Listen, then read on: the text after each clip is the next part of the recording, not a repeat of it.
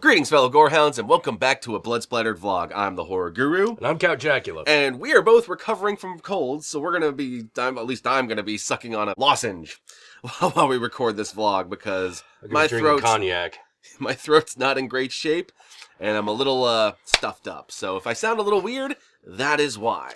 And with that said, we just got done watching a movie called A Dark Song, which is a British actors, but Irish film board set in Wales. Set in Wales, yeah. Okay. Yeah.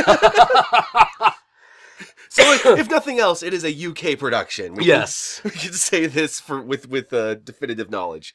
I had decided to throw it on, and I wanted Jack to watch it because I knew it was about the occult specifically. Yes. And I had been recommended to watch it by a bunch of people because I was doing these, or I'm still doing these 2017 catch-up vlogs, and it is a movie that people keep saying from 2017 was really good, and I should see it since I'm the Horror Guru. Yes. And I gotta say, having finally seen it, I am glad I watched it. Yeah, it is really good. It is really good. It's super good. It is fantastic. The story is about a ritual. Mm-hmm. A very, very intense occult ritual that is supposed to put you in touch with the land of the dead and your guardian angel. Yep. And the thing about it is that they do not, the way they talk about the guardian angel, it's not touched by an angel. This is like, no, you're going to feel the fucking hand of God. Exactly. You know? And like that's the one thing that strikes you right away with this movie is that there's only two people in the whole movie, with the exception of her sister and a couple other people in her dreams. Yeah, but it's really two people in a house. It's mainly two people in a house. You have this woman who has contacted this not medium but magician, a magician, magician, a magician in the style of like Alan Moore, yes, Grant Morrison or something. And she wants him to perform this ritual so that she can A, contact her son, and B, something that we'll talk about in the spoilers. Yeah. But the main idea is she wants to contact her presumably dead son. Yeah. And the guy agrees to do this, and what really gets you right away is how intensely serious this guy takes everything. Yeah, he does not fuck around. He like to the point where like when you are like stepping off the path of the ritual even slightly, he will scream at you. And like there are points in this movie where he would get so intense with it that I was starting to wonder if this was even going to be a truly occult movie or if this was going to be like abusive occult guy performs ritual and then like beats and kills a woman. Like no shit. Because it could go either way. And the movie does a really good job for about half of it of leading you to question whether or not any of it's actually going to happen. Is it even real? Yeah. Or is this a girl who is being like manipulated by an extremely abusive man? I don't even think we should tell people whether or not there's anything actually occult going on until the spoilers. No, we will get to that when we get to the spoilers. Yeah. Because regardless of where it goes, both paths would have been very interesting because like the two leads are really great. And watching them play off each other and watching him snap and watching her acquiesce to his demands, like everything is just, you believe it. It all feels real and raw. Yeah, it helps that they chose a really normal looking guy to play the occultist. He does not look weird at all. Like you said, it grounds the movie really well. Yeah, totally grounds the movie because this really normal looking guy who's just a little schlubby fucking like Irish dude. And it would have been really easy to get like an Aleister Crowley looking like totally like flashy magician, but instead they just got the schlubby dude. Yeah, they got this dude with like a normal beard, like kind of nerdy glasses, but not too nerdy, and like a fucking red wool cap and a backpack. He's got he's got like one of those like jogging shirts. Like it's just like There's nothing about this guy really stands out. He's not particularly buff, he's not particularly good looking, he's not particularly ugly. He's just a normal dude. That's something I actually really like about this movie, is that no one in this movie felt like pretty boy actors. Oh, no. And as a result, it felt like it was really happening. Like, these felt like real people. Yeah, it felt like you were watching this really happen. And oh god, one of the things I have to say about a lot of the occult stuff that they actually bring up is they actually had it spot on. Yeah, that's the thing. You like know? I have my buddy Jack here. He himself partakes in the occult magicianry, the metaphysical, and he is quite he's quite knowledgeable in myth and legend and all that stuff. And he's sitting there watching the movie, waiting for them to do something just completely absurd. Yeah, doing something completely wrong. You know, something like movie occultism, and he's like, no, they're. They were doing it. They were doing it. And that's the thing. When you're watching the movie, you can feel that something about this feels a little more authentic. It does. Than the other thing. Whether or not you believe in the occult, it feels like they're doing it the way probably real occultists do. Yeah, they did, actually. Like, this is, if you want a little peek into what real occultists do. Now, obviously, it's played up a little bit for drama. Sure. This is an extreme ritual that they're doing. It's the reason why it's called a dark song. Yeah. It might as well be called a dark ritual. Yeah. Like, they're doing this massively dark ritual, and it's very intricate. Yeah. But all the little details that they discuss or that they show are all correct. Like, right down to when the woman brings up the Kabbalah and the guy gets annoyed and he's like, we're not trying to decipher the name of God. And I'm like, oh shit, like they fucking knew that. We're doing something much darker. Much darker, yeah. It's like, oh crap, they knew that shit. Okay, all right, I'm in. And this ritual gets fucking brutal. It's super brutal. Like, there are points where you could tell, like, her life is on the line. The guy performing the ritual's life is on the line. Yeah. You know, like, we're bringing knives out. We're drowning people. We're doing... And we're just like, Jesus fucking Christ. Another one of the ones that I really super recognized was the part where she's sitting in the pyramid and the guy's like dropping water on her. Yeah. Oh shit. Yeah, I recognize that one. Holy fucking And he's crap. basically rigged out this entire house. Yeah. To where every part of it is part of the ritual in some way, and they all serve a purpose. And there's one room that has this triangle, which is apparently the one where she's supposed to like center herself. Yeah, it's the grounding ritual. It's the one where she's supposed to stop herself from going completely crazy. So she goes in there to stay grounded. Yeah. That's the purpose of the grounding ritual, which is, as you can probably tell, like when you start dealing with these very weird ideas, it gets very easy to fly off into the ozone. Yeah, I would imagine as much. And the grounding ritual is there to remind you, no, there's still a physical fucking reality that you have to deal with. You know, like you might think you can fly, but I don't know if the planet Earth is going to agree with you. There's a lot of fasting in this, of people not eating, not sleeping, abstaining from things. Like they make it clear that the occultist himself is alcoholic to the point where he's got like the fucking shakes if he doesn't, but he can't drink while they're performing a lot of this shit. Yeah. So he has to start the ritual by tapering off his alcohol use. So he basically has to go through like a little mini what do you call it? Chapel Perilous? Yes, at the beginning. And that you can also tell that's probably also partially why he also flies off the handle all the time. We're talking about a guy who's used to drinking a lot, who's now not drinking, and he's doing these super intense things. So obviously he's just gonna snap. He gets very angry. But it also leads into the question: it's like oh my god, is this even fucking real? Is like? Well, one of the things I really liked is that they made a complete contrast of opposites, which is this guy's a real normal guy. He's probably really poor. But the main character obviously comes from money. Yes. She has a lot of money. He keeps referring to her as posh. Because in order to perform this ritual, she first had to have a house appropriate for him to perform it in.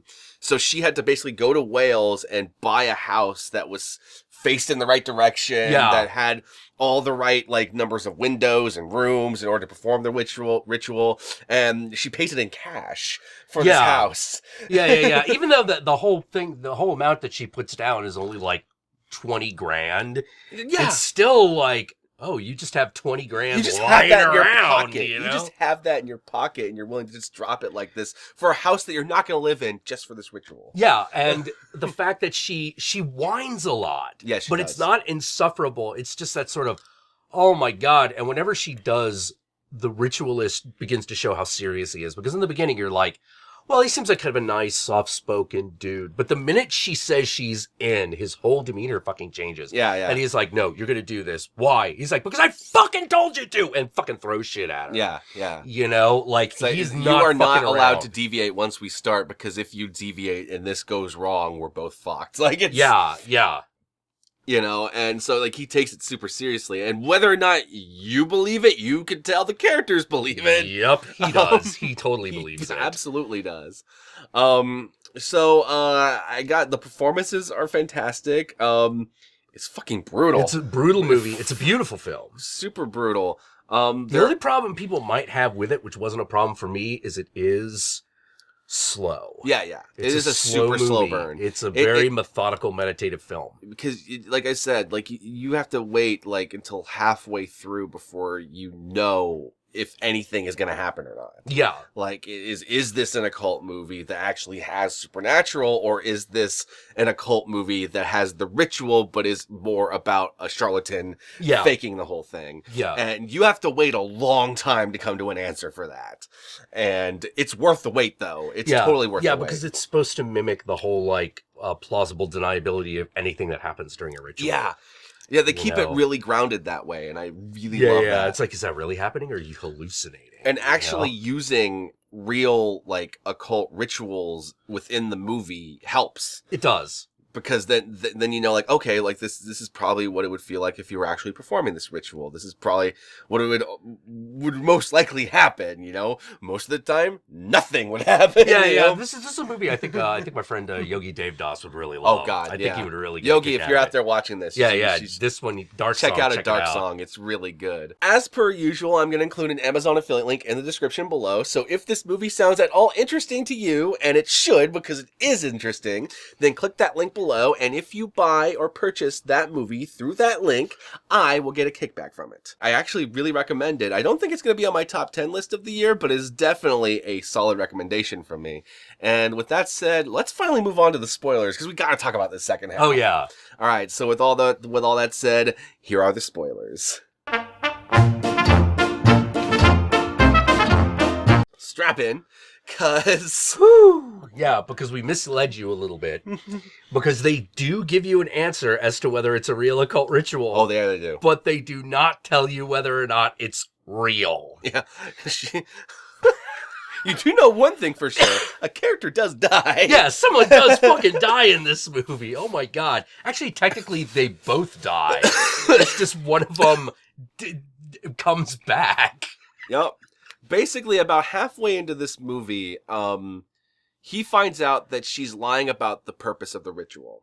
Yeah. She said it was basically to contact her son and hear her son's voice, because she misses him because he's dead. Because he died because some D&D ritualists got him killed. But that's the part he didn't know. He didn't know about that because what it turns out her real incentive is that she wants to ask her guardian angel to kill the ritualists who killed her son. Yeah, and got away because they never found him. And I will admit, this is a plot point that almost felt a little convoluted for me, that there was a ritual of the kid that happened, and now she's performing another ritual to kill them.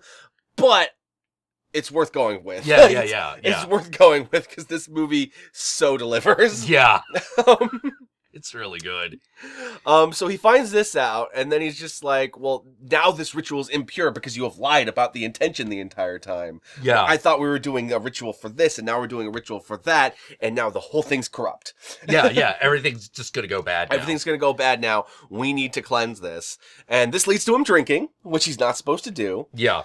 But in order to cleanse the ritual, he performs a baptism on her in the bathtub. But we're not talking like Sunday church, we're just gonna dip your head into this water for a little bit baptism. We're talking drowning her till she dies and performing CPR to bring her back to life because she has to touch death. Yes. Yeah, she has to restart the cycle in order for the ritual to be restarted. Mm-hmm.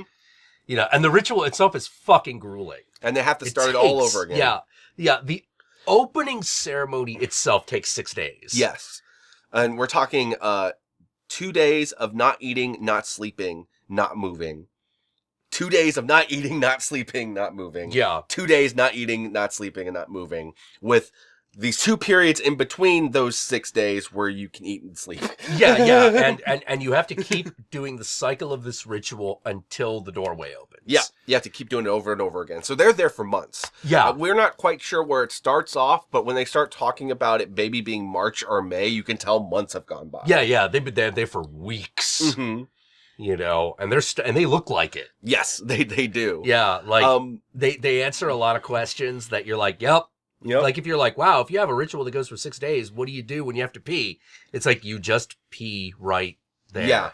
Yeah. It's just that's what they will all tell you. It's like, no, you all these questions they bring up and they answer. Yep. And when he performs a baptism on her and nearly kills her, she flips out and attacks him, and he gets stabbed in the abdomen area. Yeah. And it doesn't look like it hit anything vital, but what does end up happening with this stab wound is it starts to get infected, and he starts to show signs of literally dying from the inside. Yeah. But he can't stop the ritual. They can't just leave. They must complete it, otherwise they're going to be trapped forever. Mm-hmm. That's what he keeps saying. The ritual has to be completed, otherwise they're fucked. And eventually we actually see a confirmation of this because she tries to leave, walks off into the vast empty, not desert, but whatever you call Wales's mountain the vast ranges. Countryside, yeah. And ends up coming upon a house finally after like a day of walking, and it's the house she left. Yeah. So she can't leave. Yup. Can't leave. So that's what I mean when like supernatural stuff does start happening. We do get confirmations that there's actual real things happening. She starts hearing voices in the dark. She sees a random man smoking a cigarette in a chair in the dark, but she can't quite make him out. And when she gets close, he's not there, but the cigarette is still sitting in the ashtray. Yep. And she hears her son's voice coming from this one room asking her to let him out. Yep. But she knows it's not him. She can tell it's not him. It's something else. It's something else using his voice. His voice, yeah. Which is something that the voice itself eventually confirms. And she keeps hearing this dog growling. And they tell us she also hears the dog barking at night, but they never actually show us the dog barking. Yeah. But they show us her hearing the dog growling occasionally. Yeah, and a lot of this leads into, like, one of the other figures that she keeps seeing is, like, an old woman. Mm-hmm. And if you're like, oh, shit, we're in the Great Britain area. There's an old woman with a child who has died. Okay, that's the Banshee. Yeah. You know? And that's definitely what it's treated like in this movie. Does it actually wail? It does, but it's not loud. Yes, it's true. You're right, she does. Yeah. You're right, she does. Yeah, she does wail. It's just not very loud. That's 100% true. And the dog, the Barghest. Oh, the Barghest. Yeah, you're right. Yeah. See, there's a lot of awesome mythology. Yeah, they never outright state those two things, but it's very obvious that's what they are. Well, you also have like these little like I don't know what you call them, like little demon goblin things that keep popping up, like these like they are the Slua. Mm-hmm. You know, the Slua, they live in the cracks and the dark corners of the fucking house, and they have something to do with the underworld. Well, the unseelie host. When he was flipping through like his occult books or whatever, you see like a brief picture of them like carrying off children and bodies into like nothingness, and that ends up happening because the guy who gets his side infected ends up dying in his sleep, and she has her last night with him where he's like dying in the bed. But you have this interesting question because it's also the night she saw this guy in the chair smoking, and throughout this entire movie, the only person who's been smoking has been that guy. Well, she smokes too, but since she's the one seeing it, like So you wonder, like, when she went and comforted him in his bed, was he already dead? Yeah. Was he already dead because she saw the smoking ghost? Like, it could have been him? It could have been him, yeah. Well, that's one of those weird things about, like, when you get into that magical ritual space, everything up to the point where she actually leaves the house is something that you might experience. A lot of things after she leaves the house. Well, that's when we start getting into like monsters crawling out of the dark. Yeah. That's when like the overt shit is happening. You know, like after that point, when she comes back from that's when we actually see hands coming out of the walls and pulling the dead corpse of her friend into the darkness. Yeah. And her following that and ending up in an underworld, a clear and actual underworld. Yeah. And this section of the movie, to me, what it kept making me think of was Baskin. Like a less brutal Baskin. Way less brutal, because Baskin is super graphic. But it had that same underground feeling of the way it was doing the underworld. Yes. And a lot of the ways it was handling its magical creatures reminded me of that too. Exactly. But it's the thing I thought was very interesting is it's a very Great Britain version of that. Because, like, you've got the Banshee, the Bargus, the Sluagh, and once again, they never call them that, but it's very fucking obvious that that's what they are. If nothing else, that is clearly what these things are inspired by. Yeah. And she goes through all that, and at the very end... Okay, so the whole thing they've been mentioning this entire time is at some point during the ritual, her guardian angel is going to appear in the center of these 5 circles that they have. Yeah, they make it very clear. He will appear here. And she has to do different rituals in each circle and have different experiences, and go into the void, come out of the void, yada, yada, yada. But at some point in the center, the guardian angel is going to appear. So this movie builds up to a climax where she is taken by these creepy goblin people, these people under the stairs. Yeah. And they take her down into Underworld and they start to pick her apart. Yep. And they take her finger and she tries to escape. And as she's escaping, one of the things that's been building up in this entire movie is that she says she doesn't do forgiveness. Yeah. And it's frustrating to the ritualist because forgiveness is really important to any occult ritual, especially if you're basing it on Catholicism, which they were because she's supposed to be Catholic. Yeah. Oh, yeah, that's another thing about the ritual, which is the occultist tailors the ritual according to her belief system, which is something you would do. Yes. So because she's Catholic, forgiveness is integral. Yep. But she doesn't do forgiveness, so he has to work around that. But she's being pulled back into the underworld by all these creatures, and she just says, "I'm sorry. I'm so sorry." And that's when the light opens up. And the light guides her into the room where stands guardian angel. Her guardian angel. And we're not talking Holy shit. We're not talking about an actor with some fancy wings just standing in the center. We're talking like they CGI'd this giant monstrosity angel standing there. Looks like something straight out of Clash of the Titans. Yes. Oh my god. Like it just appears and all of a sudden for a brief moment you're like, we are in the presence of the most divine, the most holy. Praise he for I believe who that is I am. You know, that is a fucking angel. Jesus. Yeah. Oh man, I don't even know how to describe it. That thing blows you away. Oh god, I was not expecting them to actually show an angel on screen. No. Especially not like that, and they do, and you're like, oh shit, this is so worth it. Yeah. And it's even got like the sword and everything. It's like, yeah, what's gonna be? And when it speaks, the earth shakes. Yeah, the earth shakes. You never, only she hears its voice. You, the audience, don't. But everything shakes when it speaks, and it doesn't speak loudly. It's just a whisper, and it's like, oh my god. And so and the voices were like thunder. And you could tell what it asked is, what do you want? Yeah. You know, the whole point here is you're supposed to ask a favor of the guardian angel. And she was originally going to ask for him. For revenge. Kill the occultists that killed my son. And instead, she asks for the ability to forgive. Yeah. Because in the presence of the divine and having gone through this whole journey, she realizes that vengeance is the wrong path. Yeah.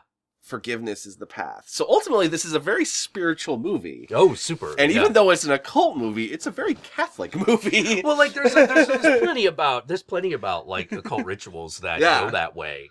You know, like I can't tell you the number of times like I've either experienced or talked to people, when you always have this fantasy of what you're going to ask when you meet the big thing that's going to tell you everything. It's never what you think it's going to be. You always end up asking something else that's way more important. Absolutely. You know, and I appreciated that. I was like, oh, this is somebody who's actually done one of these rituals. Maybe not like 6 days in in an endless cycle for months. That's probably a little dramatic. That's dramatic license right there.